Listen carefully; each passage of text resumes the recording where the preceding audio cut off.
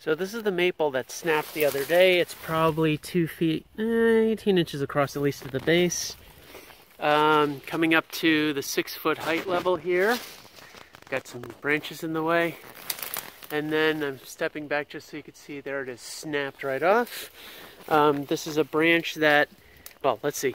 Here's the part that broke. This part was hanging up on this like a widowmaker, but across the stream and over on that side over there, I used the backhoe to go after the crown a bit and tugged on it, and that got this down. But it was only hanging on by a few of these chunks. This is a branch that I dragged over here with the backhoe, kind of pulled it back because it was headed that way. So I, used the backhoe and kind of half snapped it over here. So that's that, but yeah, good times in the forest here. And then the thing is, in the distance there, that one's been like that for a while. That's another one that years back broke, but stayed a little more connected. And the crown of it is down and into the wet part, but there's branches that have come up and kind of made a lower level crown over there. What else is going on here? So yeah, this extends way over. Goodness, probably let's call it, let's say about 40 feet that way. So that's good. This here is poison ivy, which got huge on the tree. I hate poison ivy. Most people do. Stepping back here, I did get my axe ready. Because I'm just going to try and do a little bit of cleanup without, because it's a little damp in there, and I don't want to trip over some of the debris with my chainsaw or anything like that.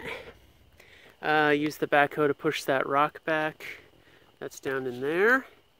But, the stream, I just got to clear out a little bit of the vegetation out of here. But, getting things a little more organized around here. We did bring in some fill and made this area a lot nicer.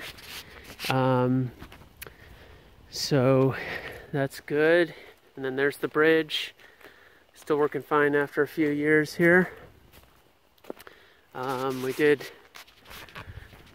there were logs and stuff here, just covered it with some dirt. But, kept it away from the stream edge anyway. But yeah, now we got a little more land. And then, of course, the house is back up in there. This is a tree that I pushed over the other week.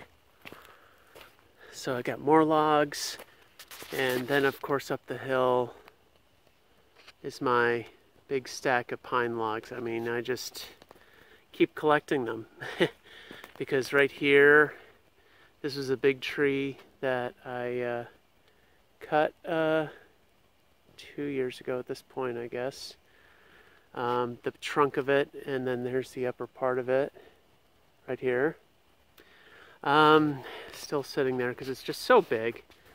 Keep thinking about, should I get a chainsaw mill or not, or whatever. Then, of course, crossing the stream down over here. A lot of debris from that tree came across through here, landed over here. So I'm just going to leave the branches here, let them decay into the soil, give some nutrients back. That's always a good thing. And that's our deal. Last year when it was super dry, I came down here. And this was a tree that had fallen over before I bought the property 16 years ago, plus. So this tree was going this way, and finally we cut that up and got those logs pushed out of the way. But yeah, it's coming together. I need to get some topsoil over this. That'll be nice. And that's the story of what's going on in the backwoods. Oh, and then, yeah, up there I did push over a couple more pine trees that were overcrowded. Some people may ask, why are you thinning out the trees? What's going on? Well, honestly, first of all, got more hardwoods growing down under here. And secondly, we get to a certain point where, for example, this pine tree here is effectively entirely dead. I have been clearing around a bit and building paths, but you know, look at all these trees trying to come up. You know, this tree probably has roots going way out. Here's another tree crowding in. This tree crowding in. That hardwood over there crowding in. There's just a lot of competition for roots. I'm not sure that was the cause of this particular pine to decide to die. But now there's like widowmakers and stuff, and I gotta deal with that. Some of this other, so that base is probably good 18, 20 inches across. So is this one here, and it goes up, and it's pretty, yeah, it's got a crown, and then this one here too. So now if we look this way, I got rid of two dead pine trees, one half dead, and a fuller one that was in this area. This is an old tree that got felled back, God, a long time ago at this point. 15 years ago?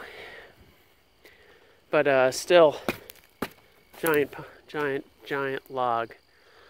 Sort of near the border of my neighbor's property, so I don't worry too much about it. But yeah, we cut that down and more stuff grows up.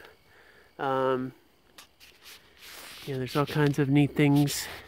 We can get a little more room in here.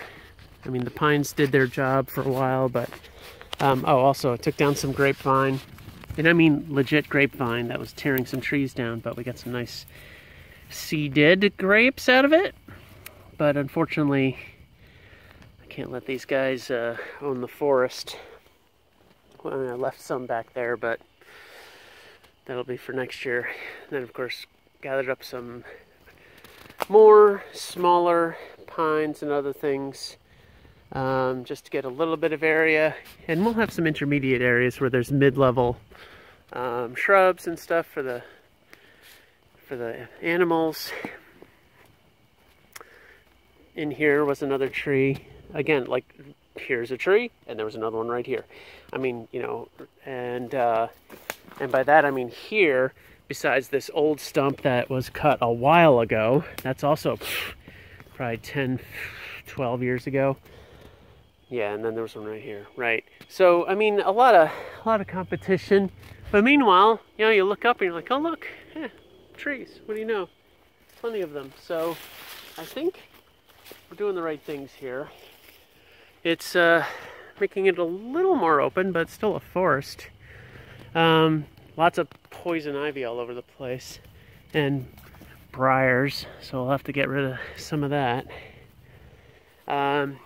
Poison ivy like crazy. I could spend all day just ripping that stuff out, but we'll get there. So yeah, now I'm looking down back towards the stream, towards our bridge that goes across to the backside. And the backside, I'm not going to touch too much. I could just have like 2 paths back there, and that's it. But yeah, one step at a time. Well, thanks for watching.